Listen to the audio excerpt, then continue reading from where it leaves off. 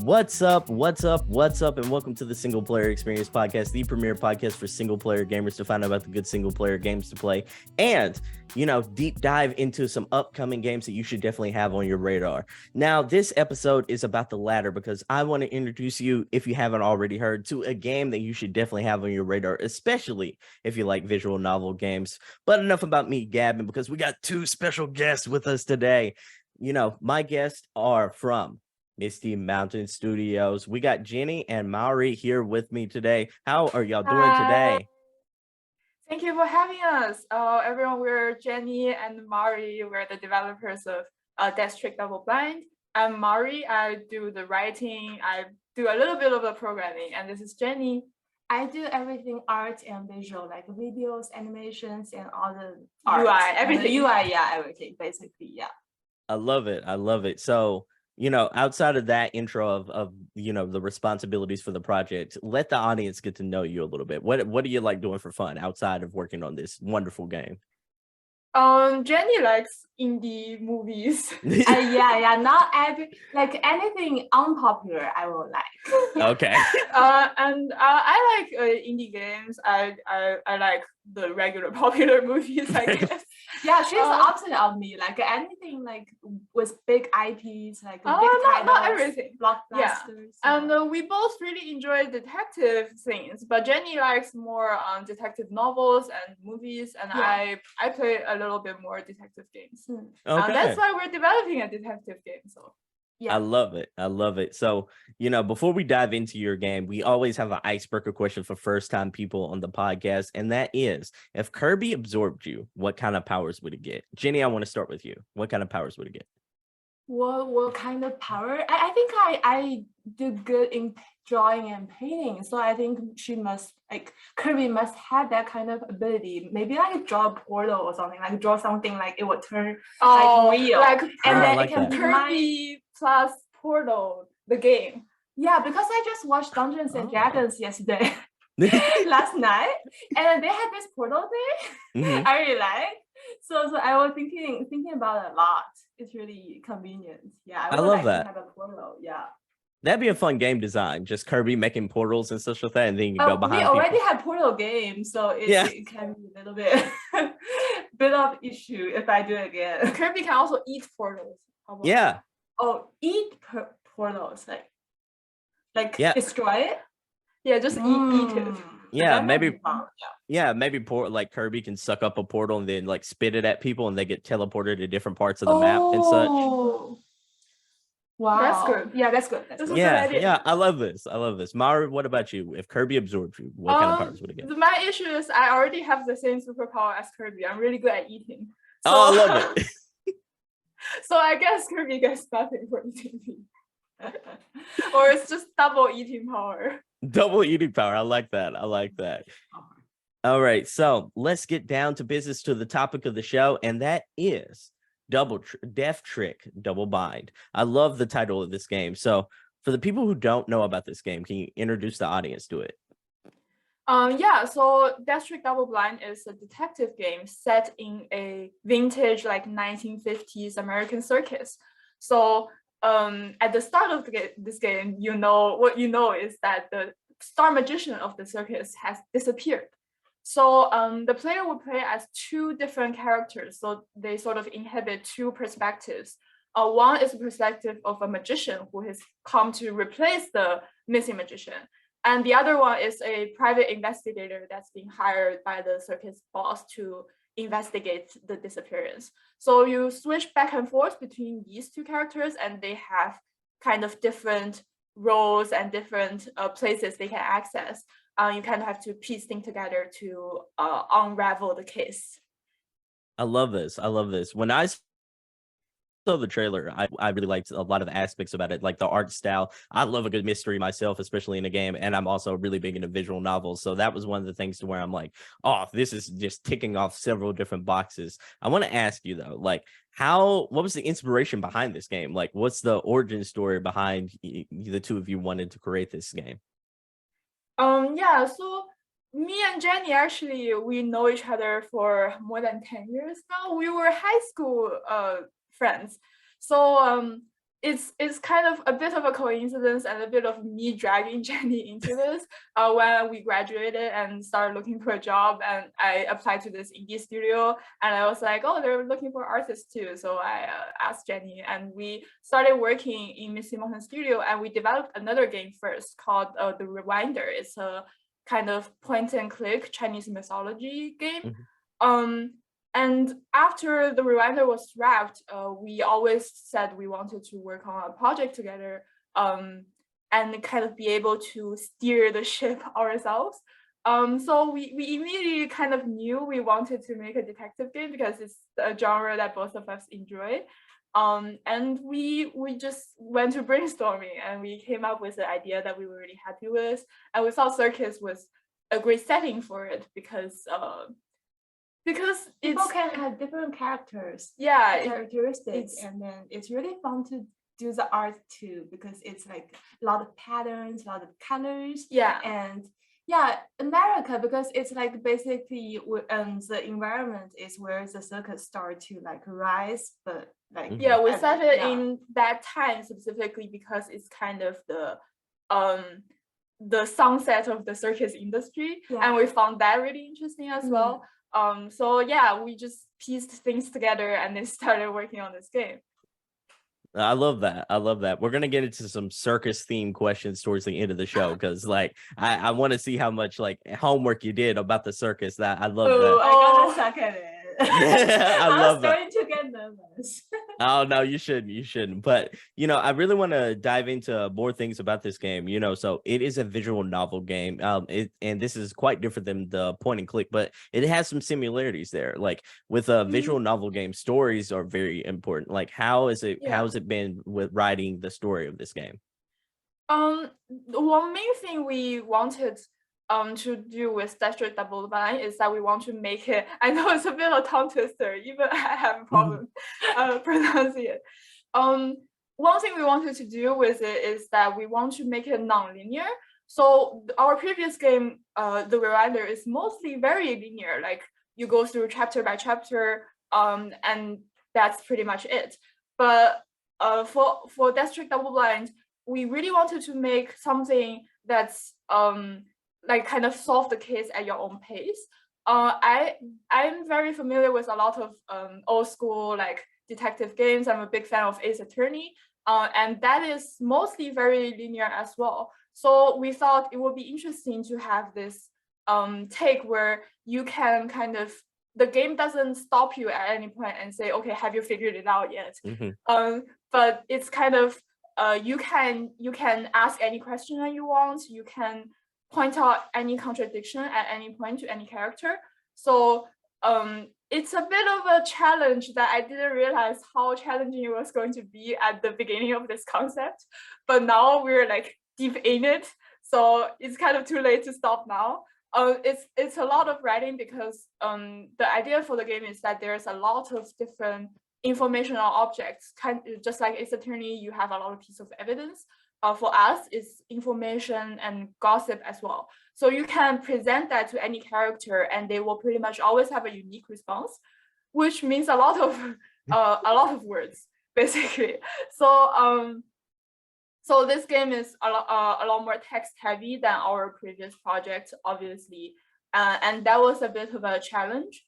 But I think it works really well, and I think it's very rewarding to always be getting a different answer, even though you might ask a question that's not case related. They will still tell you something interesting about the character or about the world. And I think as a player, I would enjoy that. So I hope there are people like me who would enjoy this sort of gameplay. I love that. When you were going through that answer just now, and talking about the Ace Attorney series, and I could see some of those vibes there, but like it seems like you made like a lot of like care and nuance to make this your own original thing, and I love that. One of the things that when you were talking about Ace Attorney, it's like I can like I know it's not happening in this game, but I can easily see a character yelling objection, like in this type of game. It's there is a contradiction. Oh, there is objection. Yeah, we do have an animation for it. Oh, that's amazing. Not character animation, but like there is the animation UI for it when you succeeded in contradicting. Yeah. I love that. I absolutely love that. So you like how much has the Ace Attorney series like meant to you when you talk about like playing other detective games? Yeah, I played it, I think, when I was in high school, like when Yeah, I watched her playing. Like it was on the phone, right? Yeah, there was I think I don't even know if that's an official port because at the time there's a lot of going around. I obviously we don't support that. It's just when I was in high school, I had no idea what's going on with like gaming or whatever. I get it completely. I get it. Yeah, so I was playing it in math class, I'm pretty sure, and Jenny was sitting next to me, and both of us were not learning math. That's why we don't do any programming. That's why we yeah, if we just listen more in math, maybe we'll be better at programming. I love but yeah, so that was like the kind of the grandfather of all detective games ideas, especially like indie detective games. And I think the Ace Attorney series took a lot of inspiration from like Japanese detective novels as well. So like that's something Jenny enjoys a lot, and I read some occasionally. Yeah, so I think it was kind of a model for us to work from, but obviously we wanted something different, like for example the non-linearity. And I think in general our game just turned out a little more grounded than Ace Attorney series. Their characters are very like very strong, very dramatic, very like weird people, and we love that when we're playing it.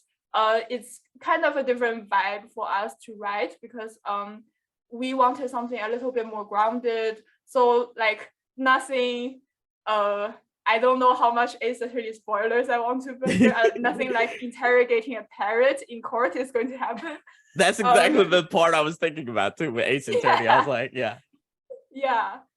So I think in general it's a great like game and great structure for us to work from, and we look at that and kind of think about what we want to take from it and where we want to deviate.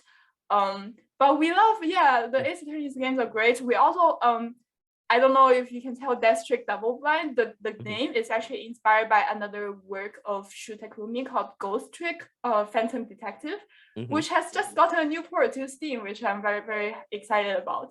So Ghost Trick is also a game that I really, really liked. And when we were trying to come up with an English name for District Double Blind, we knew we wanted double blind in it, and we knew we wanted something trick related because it's both a word for murder and a word for circus. That's so cool. So we looked at Ghost Trick and we thought, oh, that's a really good structure, like two words. So that's where that came from.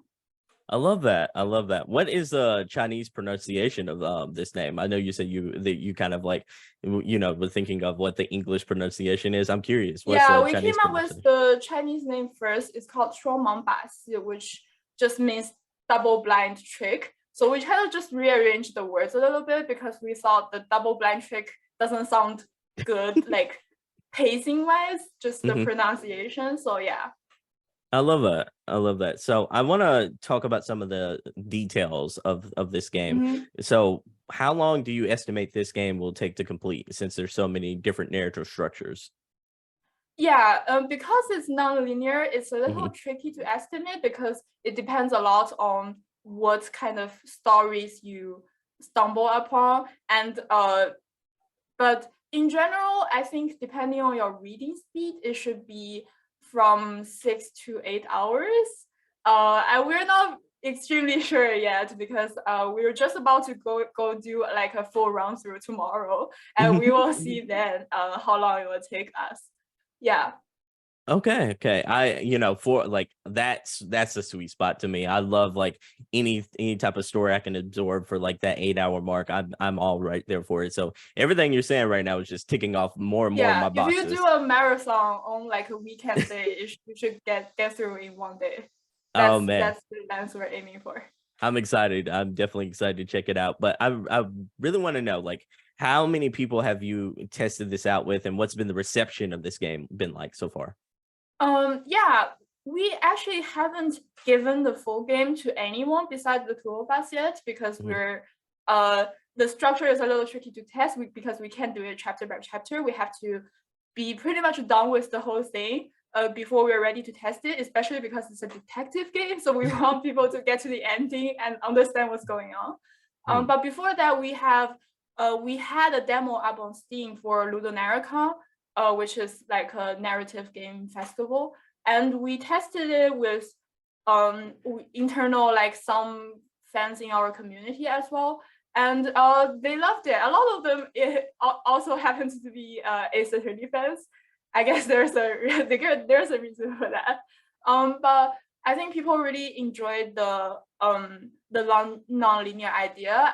The demo was just supposed to be like 50 to 60 minutes long for one walkthrough, but a lot of them went back and save and loaded and tried all the dialogue options and asked every single thing to everyone, and they came back and complained to me that the demo was too short. I was like, you played for 3 to 4 hours, how long do you want it to be? Yeah, so I think that's a sign that they enjoyed it. I think that is. When someone plays a game and keeps coming back for more, I think you've made something very special. And you know, like you mentioned it earlier, like people love Ace Attorney, and this is like, it's one of those type of games to where we don't really see a whole lot of games like this. Like it feels like that almost like visual novel, like mystery games is very much missing in the marketplace. So I think you have something special here. I think people are really gonna, once they try it out, are really gonna gravitate and love this. I really hope so. As a long-time Ace Attorney fan, like the first moment someone hears Ace Attorney set like detective game set in a circus, their response would be because everyone hated the Ace Attorney like circus case. Yeah. But I promise no monkeys. No spoilers. No monkeys, no elephants, no nothing or anything like that, huh? Well, yeah, there is elephants. It's a circus. Oh yeah, that's true. But yeah, but no animal actions. Okay, I got you. So, you know, tell me a little about the characters in this game. This is obviously like such a character-rich game as well. Like, can you tell us a little bit about the main character? Yeah, so the main character are the two player characters, the magician and the detective. But as with like a lot of detective games, we don't really see the player characters as the star because they're kind of the ones that bear the narrative. Of course, there are like backstories and their personalities, but I think the stars of this show,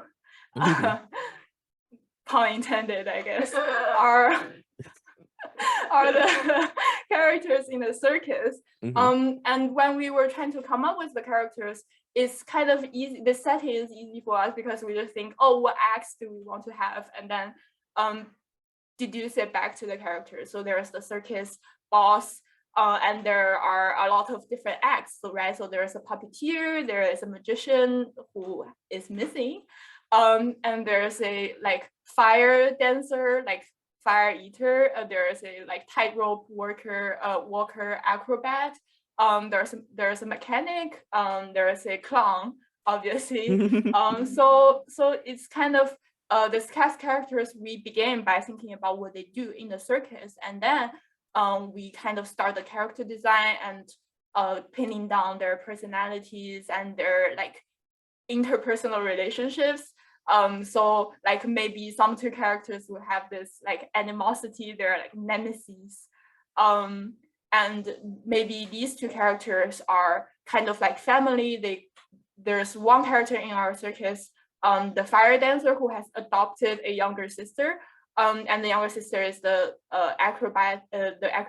So we wanted, because I think the circus is such a great setting for detective games as well, because a lot of detective books have like a shelter, like in a house or in an isolated island, because then you will be able to focus on really narrow cast of characters that are both the main characters and the suspects. So we it's like a small community, so everyone knows everyone else's secrets, and we feel like it's a really fun place to like play with. I get that vibe completely. I want to switch gears here. Like one of the things that really stood out to me is the art style. Like tell me about what the process of like how it's been creating this beautiful art style where the characters are so detailed and colorful. It was really fun to do all the characters at the beginning. Like the pre-production part is I really enjoy it. So for the characters, what I do is I do like 10 to 15 silhouettes for each character. So no details, no face characteristics, and just like black silhouettes, and then try to get the grasp of like the feelings, the characteristic of the person.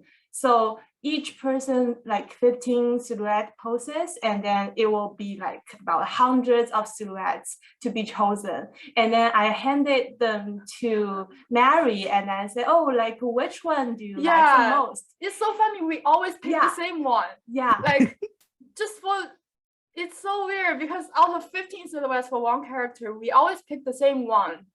It's just like we have a sense for the character. Yeah, so we like the same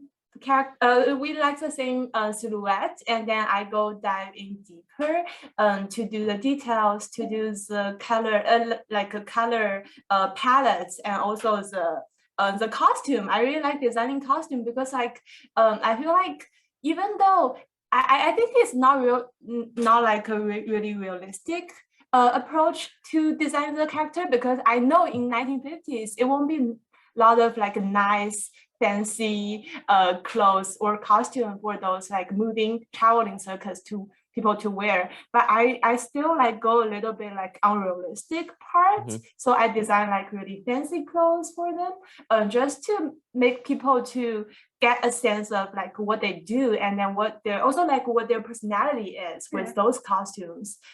So yeah, it was really fun. Yeah. I love that. And you did kind of like have that balance of what you were talking about there, of like having these extraordinary looking suits, especially with I believe the character's name is Jan, who's is like, very colorful. The feathers, right? The little swallow. Yeah. Very colorful, very bright colors, and then like on the contrast you have the detective who has like the almost like the classic Sherlock Holmes kind of look to it, So I love the trench coat. It is. So I love the contrast between the realistic and then the circus like extraordinary colors that you bring to light here.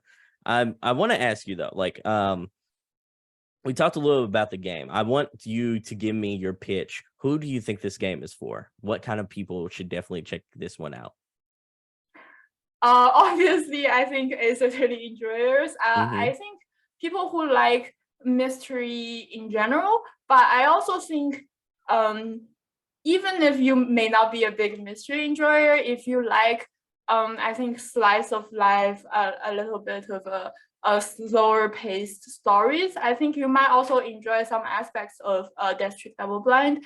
I think if you like character stories, getting to know the characters, if you like non-linearity, I think you will really enjoy this game. Like I am a big fan of a lot of different genres of detective games. There is no dating in this one, but I think if you like this newer, I think, genre of visual novels like VA 11 Hall A or Coffee Talk, there's a lot of like chatting type games now. I think there's some aspects to District Double Blind that's also really similar to this type of game, because you practically chat with the character about everything.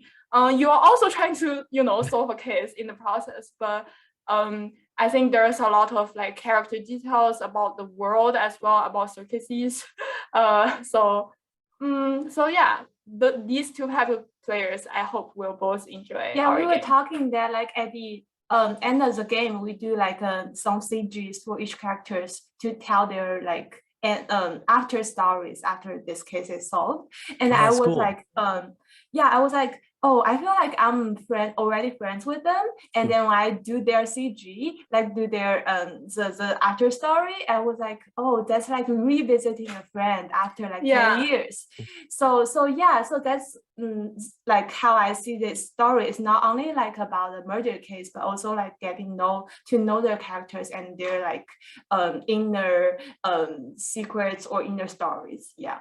I love that. The two of you make a really good point about like the wave of chatty games lately. Like yeah, and you bring up another game that I fell in love with earlier this year, and that was Coffee Talk 2. You know, I loved being able to talk to those characters and really get to know them, and they really felt like people. Like at the end of the day, they felt like people and friends that I bonded with and actually had these genuine conversations with. And it looks like, you know, Death Trick Double Blind is doing the exact same thing. And you're right, it's a tongue twister. It really is. Death Trick Double Blind. Okay, we got it, people. We got it. So, all right. So it's the tongue flicking. It is. It really is. It really is. So yeah, it's one of those things where I look forward to actually getting in here and learning about each character and why and how they ended up like in this predicament. Who is actually, you know, like the suspects, learning about the suspects, learning about the culprit. I'm excited. I really am. I want to ask you before we get to our final segment of the show. This game is, you know, launching on PC, right? What other is this specifically on Steam or is it also on itch? Where can people find it and wishlist it? It will be on. It's already on Steam. You can wishlist it at our Steam store page. We will probably put it up on itch. Because I am itch player. I love itch.io. It's a great website. And we're talking with our publisher, Neon Doctrine, about doing a Switch port because I believe it will be a really great game for Switch players.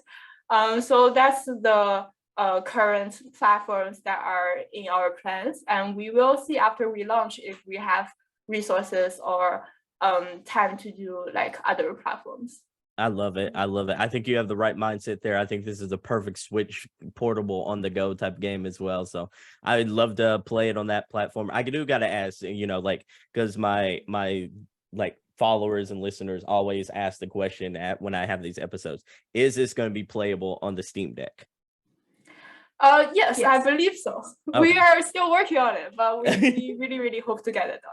All right, that's what I love to hear. You know, like I kid you not, after every episode, I always have like at least 3 people hit me up and go like, "Hey, is this Steam Deck compatible? Is this going to be working on my Steam Deck?" Like, yeah, I think this is the perfect like portable game. Yeah, I think it's really fun to play like a lot of narrative games on handheld devices because then you can play it on your bed or on your way to work. So I really hope like people can get to experience it like that. Yeah, it's in a way like I think a lot of people started off like playing games like Persona and such like that, you know, like on the handheld and so.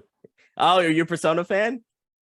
Yeah, I've dumped about 90 hours into Persona 5. I'm still not done yet, but almost there. I'm in the last dungeon. Oh, what platform are you playing Persona 5 on? I'm playing on PC because it's on Game Pass, which thank you, Xbox. Yeah. So I love it. You know, I'm gonna have to ask you some Persona questions before we leave. But before we go, I do have 3 major last questions. They're gonna be 3 major last final topics of the show.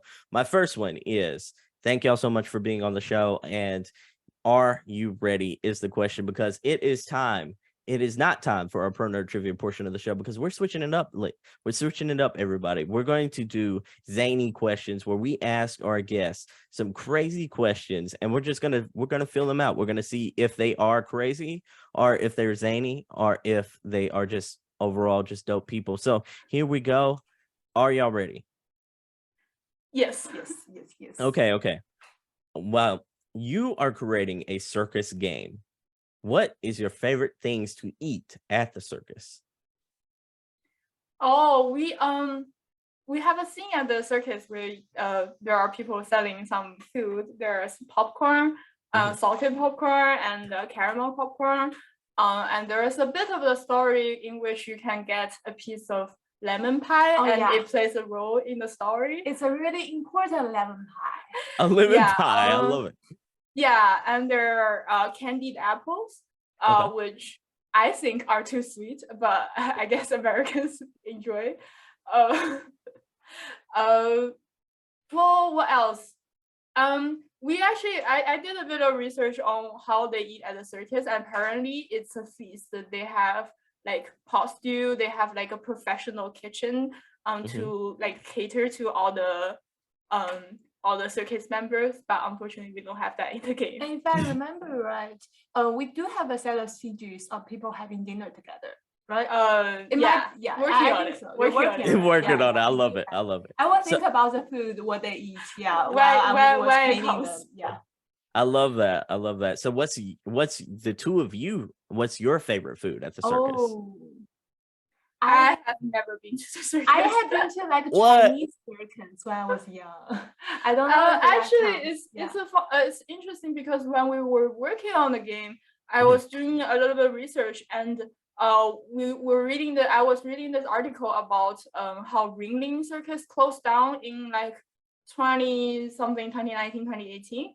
And I sent this Oh, yeah. article to Jenny because there were some nice photos in there that can be references.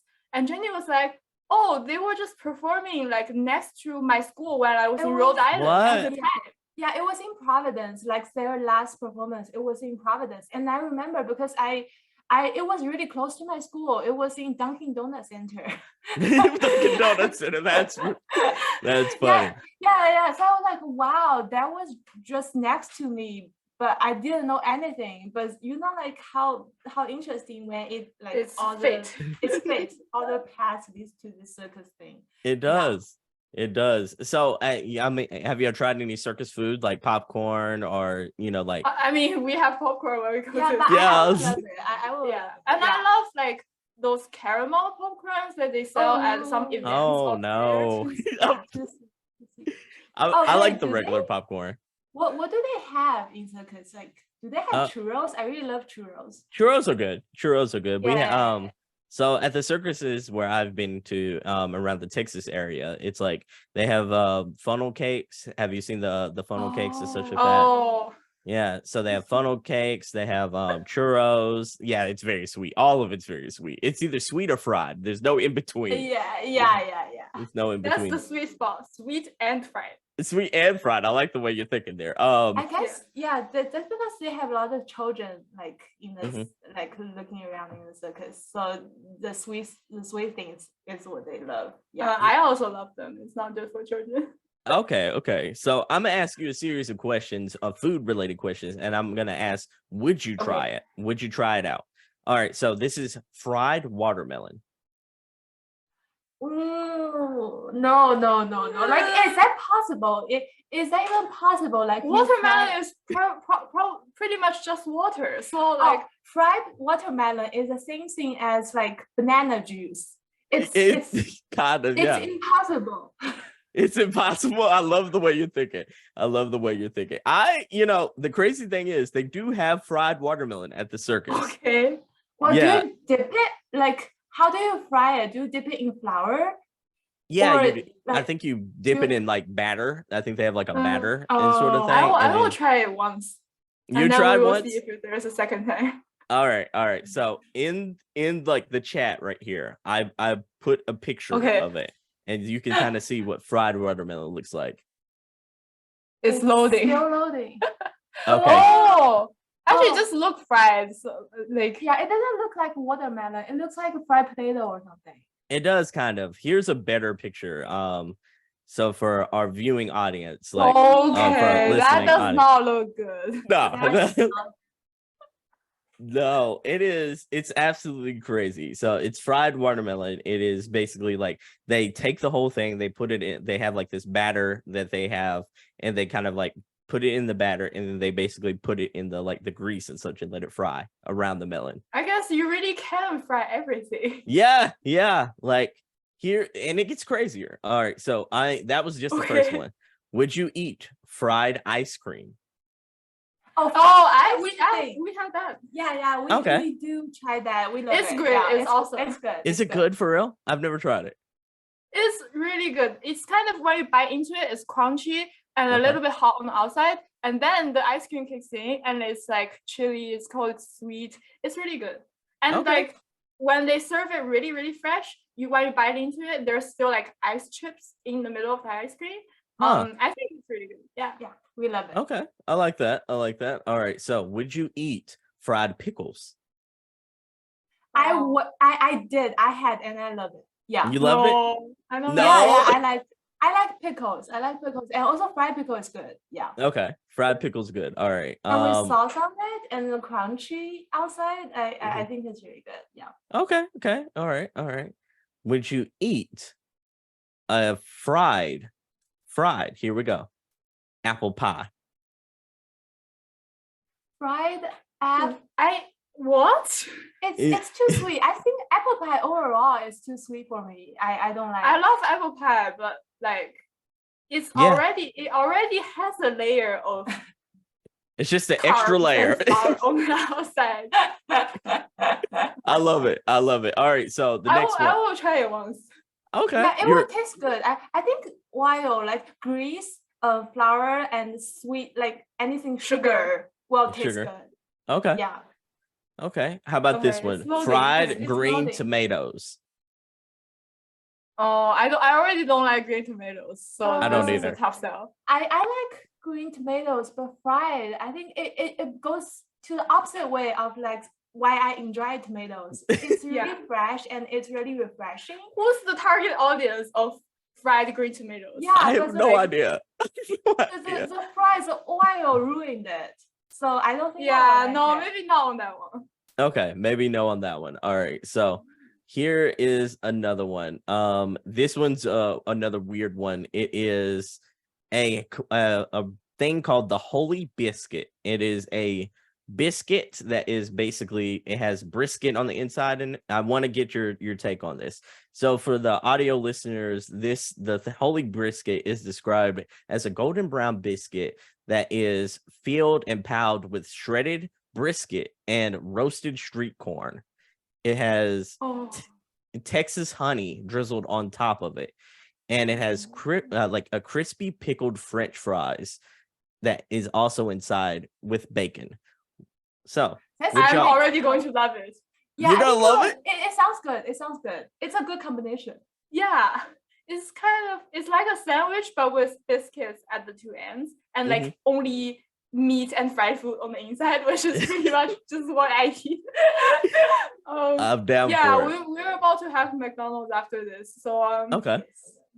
That's like how can something with this much grease and this much like sugar not be good? So yeah, I think it will be good. Yeah, but biscuit is a little bit like it's like, how do you eat? I feel like everything's gonna fall out. So yeah, everything's gonna fall out when yeah. I love it. All right, so this is probably our last one, and it's probably the wildest one. And this is a Texas delicacy, and it's called fried beer. It is fried beer. Yeah. So how do you fry liquid like that? That is a very good question. Okay, so even alcohol can be fried when it's pocketed in pretzel dough. So evidently they put it in. They like put the liquid in a pretzel dough and then fry the pretzel, and then you can basically eat it like that. What's the sauce on it? Is that yellow mustard? It looks like it's like almost the pretzel salt, like like. Okay. Yeah. I know beer can be good in like some food. My mom puts beer in like when she's cooking in like meatloaf or stuff, and it makes it taste like smell really good and it really tasty. But you have to cook the alcohol out. But I'm not gonna try that. I'm not either. No, it does not. I would like to try that because I'm really curious about the flavor of it. Okay. I cannot imagine. That's the thing I cannot imagine like among all these foods. Yeah. Like is the outside soft or crunchy? It's from my understanding, the outside it has a little bit of a crunch to it. It's almost like French fry. It's almost like eating a French fry, but there's like almost a beer kind of. And when you bite into it, the inside is still liquid. From my understanding, it kind of just falls out. No. I think it basically like absorbs into the breaded part around it. Oh, I thought it's like soup dumplings. Have you had soup dumplings? I had a friend that ordered soup dumplings. I've never had it personally though. Yeah, you But have I've to seen drink the soup first, and then you have the dumpling. But the soup is inside the dumpling, so I thought it's kind of like that. Oh, that's crazy, isn't it? That is crazy. You know, I'm diving into a whole bunch of different, like, there's a site that has a whole bunch of like different states here in the United States, like they're like best fried food as far as like the fair food. And it gets absolutely crazy what we eat over here, by the way. Absolutely crazy. Yeah, just frying everything. Yeah, that's exactly right. It is exactly right. There's fried mashed potatoes, there's fried Pepsi, like the drink Pepsi. Pepsi. Well, yeah, Oh, fried Pepsi. And there's this thing over here called Kangaroo Speedies in New York. It is basically like it's like a Italian meatball, like that is basically fried as well. That would be good. That would be good. I think so too. I'd try that one. I'd actually try that one. All right, so we're diving into the weeds here. I want to ask you before we go though, like a couple of questions about the game. Here is my main question. Out of all the things that you can do, like that you see and do in the game, if this was real life, what would be your favorite aspect about it? Like, what would you actually like if you got to go to this circus? What would be some of the things you got to do at this circus? Oh, you know what? The thing that I most like doing, is not like circus specific, but I have always wondered what would happen if I was actually tasked to solve a murder case. It's never gonna happen, and that's a good thing.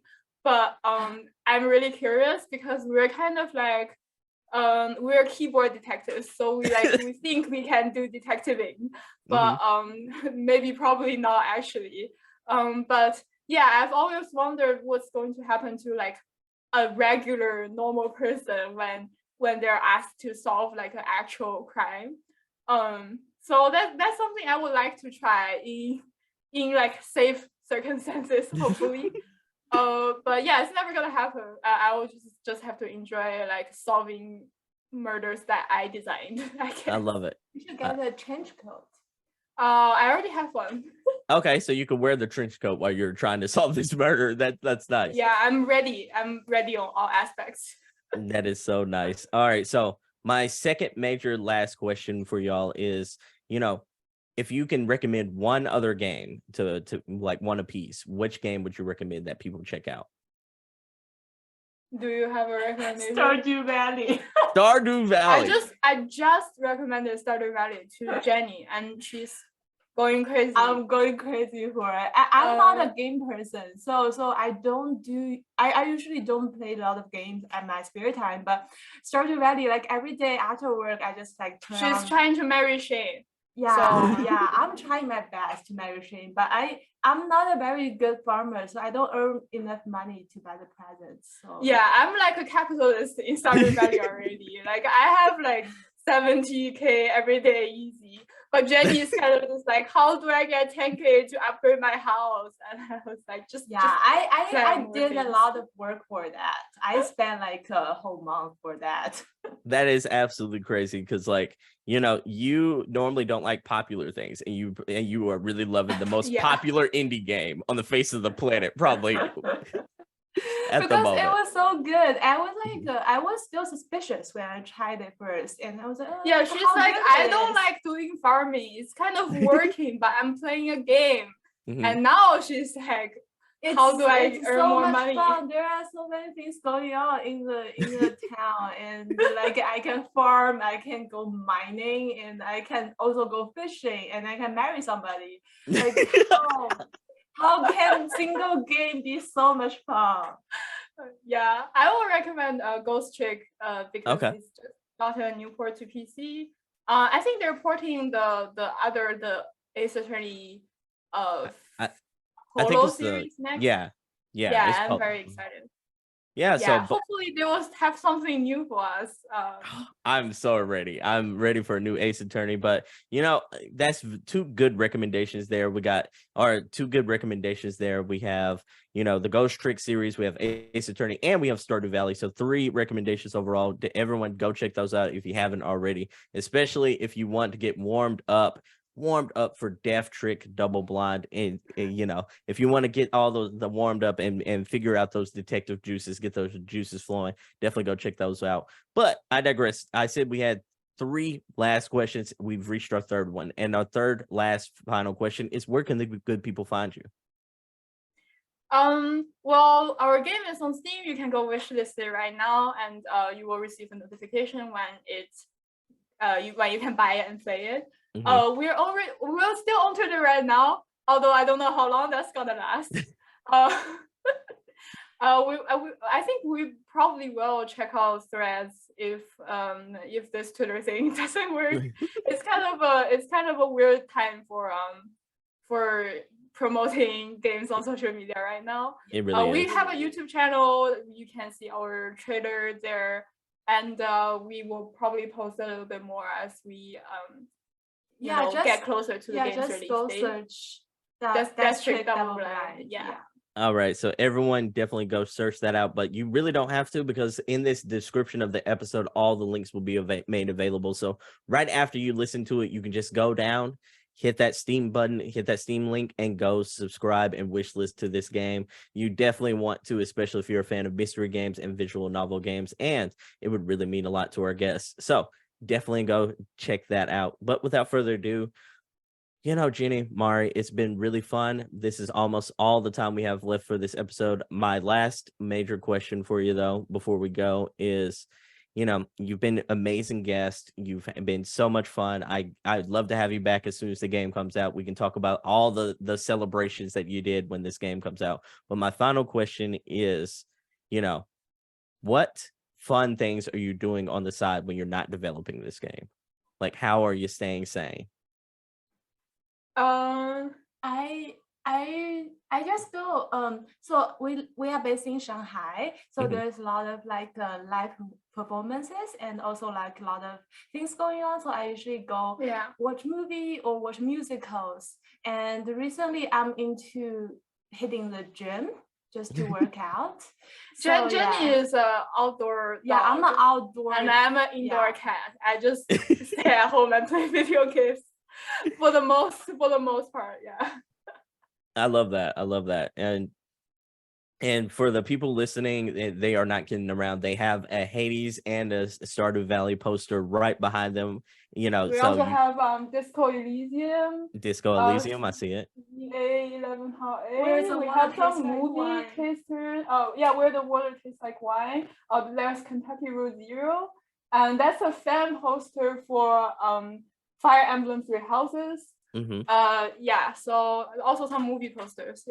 Yeah, not kidding around. She listed out some of my favorite games of all time. If you've been listening to the show, you know I love me some Hades and I love Fire Emblem Three Houses, some of my favorite games of all time.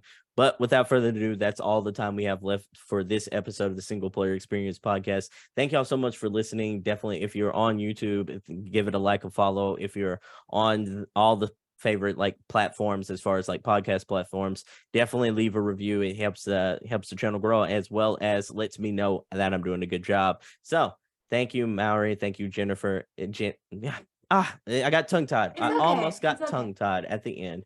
That's crazy. All right, ladies, we're going to take a second beat. We're going to rewind it back. Jenny, Maury, thank you so much for being on the show. It's been wonderful having y'all. Without further ado, bye everyone. Peace out. Bye. Thank you so much for having us. It was so fun. Thank y'all. Bye, everyone. Bye. Hey, thank you so much for watching the video. If you liked the video, hit that like button. Also, for more videos just like this one, go ahead and hit that subscribe button right here. Thanks again for watching the video, and for more like it, stay right here at the Pro Nerd Report channel. So that's a wrap for today's episode. Thank you so much for watching the video. If you liked the video, don't forget to hit that like button. Also hit the subscribe button for more videos just like this one. I also want to let you know about the Single Player Experience Discord server. It's a perfect place for single player gamers to talk about the good single player games that they've been playing lately and to get video game recommendations. Think of it kind of like a book club for single player gamers. The link to join will be in the description. Once you're in, feel free to share your video game backlog list, talk about the good single player games you've been playing, or give your feedback on the show. If you have a game you think it should be recommended and should be reviewed, let me know about it right there. Before we go, I just want to thank you once again for listening to today's episode. Stay safe, stay gaming, and I hope to catch you in the next one. Peace.